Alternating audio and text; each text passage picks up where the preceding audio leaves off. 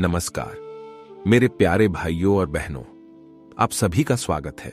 दोस्तों, आज के इस वीडियो में आपके साथ भगवद गीता के 10 उपदेश जो आपके जीवन को पूरी तरह से बदल देंगे। दोस्तों, यह वीडियो आप सभी के लिए बहुत ही स्पेशल और जीवन को बदल देने वाला साबित होने वाला है। इसीलिए इस भगवद गीता उपदेश इन हिंदी वीडियो को अंत तक ध्यान से जरूर सुने। तो बिना समय को गवाए चलिए वीडियो की शुरुआत करते हैं। 1. इस सृष्टि में जो जन्म लेता है वो निश्चित रूप से मृत्यु के अधीन हो जाता है। दोस्तों, यहां भगवान श्री कृष्ण कहते हैं कि इस मृत्यु लोक का हर एक प्राणी, चाहे हो मनुष्य हो या पशु पक्षी हो या फिर पेड़ पौधा हो, हर सांस लेने वाला प्राणी अपने जन्म के साथ मृत्यु को भी लेकर आता है। हर प्राणी को एक ना एक दिन निश्चित क्षण पर मरना अर्थात अपने शरीर को त्यागना ही पड़ता है। 2. मनुष्य को सिर्फ कर्म करने का अधिकार है, फल की इच्छा ना करें। दोस्तों, यहां भगवान श्री कृष्ण कहते हैं कि मनुष्य को चाहिए कि फल की इच्छा त्याग कर कर्म को अपना धर्म समझकर करे, क्योंकि जो भी मनुष्य फल प्राप्ति की इच्छा करता है उसका मन फल के बारे में सोचकर अपने कर्म और कर्तव्य से विचलित हो जाता है और उस इंसान को वो फल प्राप्त नहीं होता है जिसकी उसने इच्छा की हुई थी। इसीलिए भगवान श्री कृष्ण कहते हैं कि मनुष्य सिर्फ कर्म कर सकता है, फल कदापि मनुष्य के अधीन नहीं है। जो लोग फल की इच्छा से ही कर्म करते हैं वे लोग सुख दुख आदि के चक्र में फंस जाते हैं और उनकी मना शांति नष्ट हो जाती है।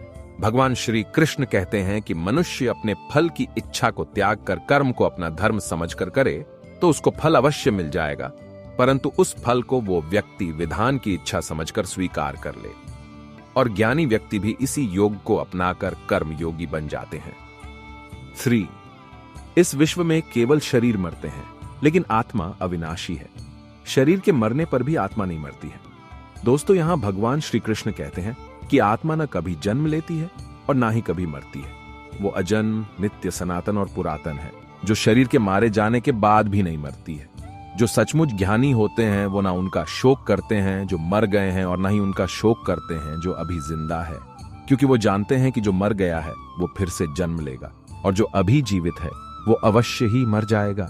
मरने वाला फिर से जन्म लेगा, क्योंकि केवल शरीर का नाश होता है। शरीर के अंदर जो आत्मा है वो कभी भी नहीं मरता है, क्योंकि आत्मा को ना कोई शस्त्र काट सकता है और ना ही उसे अग्नि जला सकती है, ना ही जल गला सकता है और ना ही इसे वायु सुखा सकती है। 4. अपने मन को नियंत्रित करो। दोस्तों, यहां भगवान श्री कृष्ण कहते हैं कि मनुष्य के शरीर का एक अदृश्य अंग है मन, जो कभी दिखाई नहीं देता, परंतु वही इस शरीर का सबसे शक्तिशाली हिस्सा है। मनुष्य को मैं के घमंड की मदिरा पिलाकर मदहोश करने वाला पाखंडी केवल ये मन ही है। उसके हाथों में मोहमाया का जाल है, जिसे वो मनुष्य की कामनाओं पर डालता रहता है और उसे अपने वश में करता रहता है। ये मन शरीर से भी मोह करता रहता है और अपनी खुशियों से भी और अपने दुखों से भी मोह करता रहता है। खुशियों में खुशियों भरी गीत गाता है और दुख में दुख भरे गीत गुनगुनाता है। अपने दुखों में दूसरों को शामिल करके उसे खुशी मिलती है। किसी भी मनुष्य को उसका मन जीवन के अंत तक अपने जाल से निकलने नहीं देता। अपने रस्सी में बांधकर उसे तरह तरह के नाच नचवाता रहता है। ऐसा तब तक होता रहता है जब तक हम अपने आप को मन के अधीन रहने देंगे, तब तक हमारा मन हमें नाच नचाता रहेगा। मनुष्य का मन मनुष्य को इतनी फुर्सत भी नहीं देता कि वो अपने अंतर में झांक कर अपनी आत्मा को पहचाने और आत्मा के अंदर जिस परमात्मा का प्रकाश है उस परमात्मा का साक्षात्कार करे।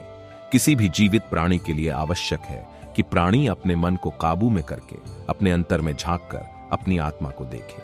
तब उस आत्मा के अंदर उसे परमात्मा का प्रकाश स्पष्ट दिखाई देगा और उसी को ही परमात्मा का साक्षात्कार कहते हैं। 5. हमारा शरीर और मन कैसे काम करता है। दोस्तों, यहां भगवान श्री कृष्ण कहते हैं कि मनुष्य का शरीर एक रथ के भांति है। जैसे आंख, कान, नाक, जीभ और त्वचा आदि इन इंद्रियों घोड़ों को जो सारथी चलाता है वो सारथी ही हमारा मन है और उस रथ में बैठा हुआ स्वामी वही हमारी आत्मा है।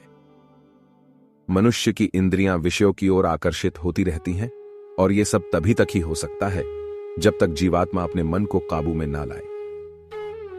जब तुम स्वयं मन के अधीन न रहकर अपने मन को अपने अधीन कर लोगे तो वही मन एक अच्छे सारथी की तरह तुम्हारे शरीर रूपी रथ को सीधे प्रभु की चरणों में ले जाएगा। यदि मन तुम्हारा स्वामी है और तुम उसके अधीन हो तो वो तुम्हें माया के बंधन में जकड़ता रहेगा। और जब तुम अपने मन पर काबू पालोगे और उसके स्वामी हो जाओगे, तो वही मन तुम्हें मोक्ष के द्वार तक ले जाएगा। 6 भगवद गीता के अनुसार खुशी के 3 प्रकार। दोस्तों, भगवद गीता के अनुसार इस दुनिया में 3 प्रकार की खुशी होती है। तामसिक खुशी। दोस्तों, पहली प्रकार की तामसिक खुशी हमें ज्यादा सोने से या ज्यादा आलसी होने की वजह से मिलती है, यानी कि आराम करने वाली खुशी। राजसिक खुशी। दोस्तों, राजसिक खुशी हमें जो किसी मटेरियल गोल को अचीव करने के बाद मिलती है, जैसे कि पैसे कमाना, गाड़ी खरीदना, दारू पीना आदि चीजें करने से जो हमें खुशी मिलती है, वो राजसिक खुशी कहलाती है। सात्विक खुशी। दोस्तों, ये जो तीसरी प्रकार की खुशी होती है ना, उसे सात्विक खुशी कहते हैं। भगवद गीता ये कहती है कि तामसिक और राजसिक ये दोनों खुशियां अस्थायी होती हैं, पर सात्विक खुशी है ना, वो पहले हमें जहर की तरह लगती है, लेकिन बाद में वो हमें शहद की तरह लगने लगती है। 7 दोस्तों, यहां भगवान श्री कृष्ण कहते हैं कि इस संसार में केवल 2 ही वस्तु है, एक शरीर और दूसरा उस शरीर में रहने वाला शरीरी। इस शरीर में रहने वाला जो आत्मा रूपी शरीरी है, वो कभी भी नहीं मरता है, और जो शरीर है वो सदा रहता नहीं है। आत्मा एक शरीर छोड़ता है और दूसरा शरीर धारण कर लेता है, बिल्कुल वैसे ही जैसे मनुष्य अपने पुराने कपड़े उतारकर नए कपड़े धारण कर लेता है। आत्मा नित्य है, इसीलिए वो नहीं बदलती, परंतु शरीर नाशवान है, इसीलिए एक ही आत्मा के कई शरीर बदलते हैं। इसीलिए हर जन्म में हमारी आत्मा नए नए शरीर धारण कर लेती है। 8 प्रारब्ध केवल मनुष्य का बनता है।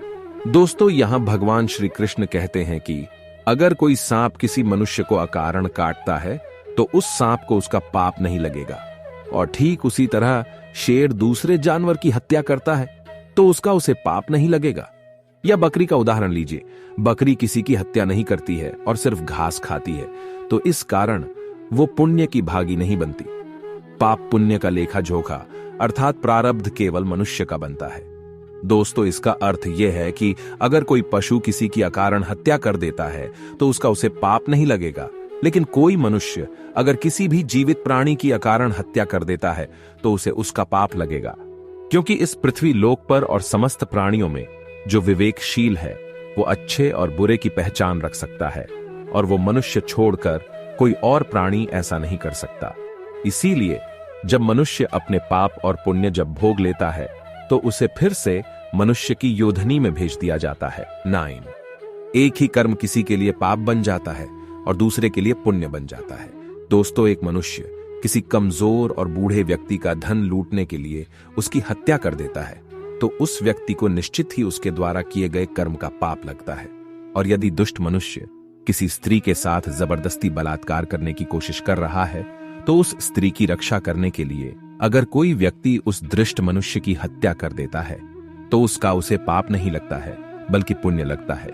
दोस्तों, कर्म तो वही रहा, किसी की हत्या करना, परंतु उस कर्म के पीछे की भावना क्या है और मारने वाले की नीयत क्या है, इसी के फर्क से ही एक ही कर्म किसी के लिए पाप हो सकता है और दूसरे के लिए पुण्य हो सकता है।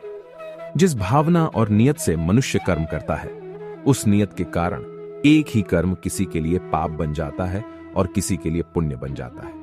कर्म के इस ज्ञान के द्वारा ही मनुष्य को कर्म, विकर्म और अकर्म की पहचान होती है।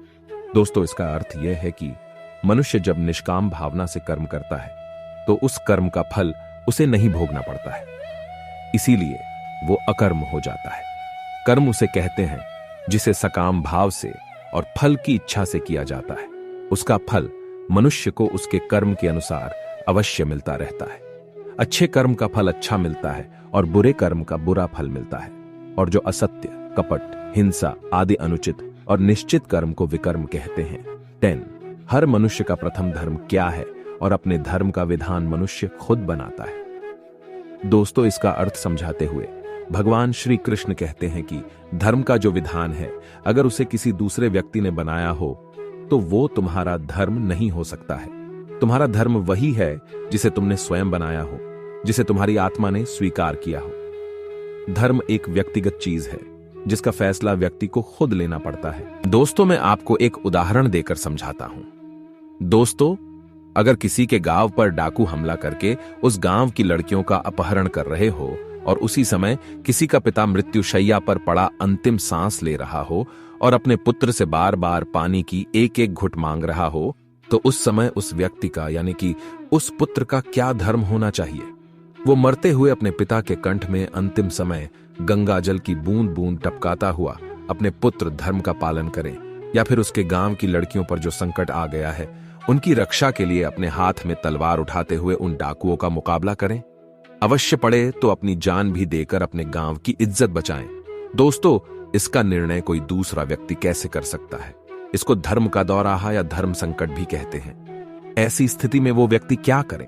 उसका फैसला कोई और व्यक्ति नहीं कर सकता, बल्कि ये निर्णय उसे खुद ही लेना पड़ता है कि उस समय उसका प्रथम धर्म क्या है। उस समय उसकी अंतरात्मा जो आवाज दे वही उसका प्रथम धर्म है। इसीलिए दोस्तों, हर व्यक्ति का धर्म व्यक्तिगत होता है और मनुष्य अपने धर्म का विधान मनुष्य खुद बनाता है।